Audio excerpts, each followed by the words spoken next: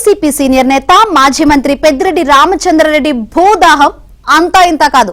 ఉమ్మడి చిత్తూరు జిల్లాలో ఆయన చేసిన అక్రమాలు అన్ని ఇన్ని కావు.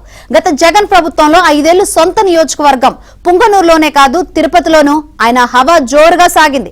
తిరుపతిలో తన నివాసం పక్కనే ఉన్న బుగ్గ మఠానికి చెందిన భూములను గతంలో ఆయన ఆక్రమించారు. 100 కోట్ల రూపాయలకు పైగా విలువైన భూములు ఇప్పటికీ ఆయన ఆధీనంలోనే ఉన్నాయి.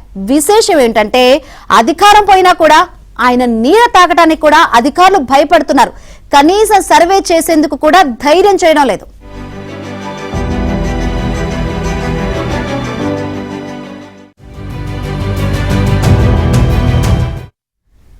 తిరుపతిలోని మారుతినగర్ లో పెద్దిరెడ్డి నివాసానికి ఆనుకొని ఉత్తరం, తూర్పు, వాయువ్య దిశల్లో బుగ్గ మఠానికి భూములున్నాయి. అందులో పెద్దిరెడ్డి నివాసానికి ఉత్తరం, తూర్పు దిశల్లో 3.88 ఎకరాల మఠం భూములకు ఆయన కంచె వేసుకున్నారు. ఆ భూమిలో కార్యాలయ భవనం నిర్మించుకున్నారు. వాహనాల పార్కింగ్ కు కొంత స్థలం వాడుతున్నారు.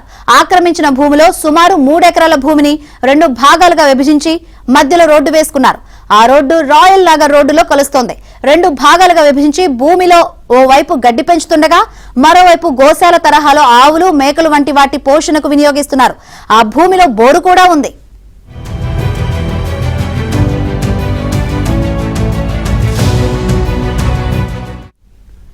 పెద్దిరెడ్డి ఆక్రమణలో ఉన్న 3.88 ఎకరాల్లో సర్వే నెంబర్ 261-1లో 1.50 ఎకరాలు, సర్వే నెంబర్ 261.2లో 2.38 ఎకరాలు ఉన్నాయి.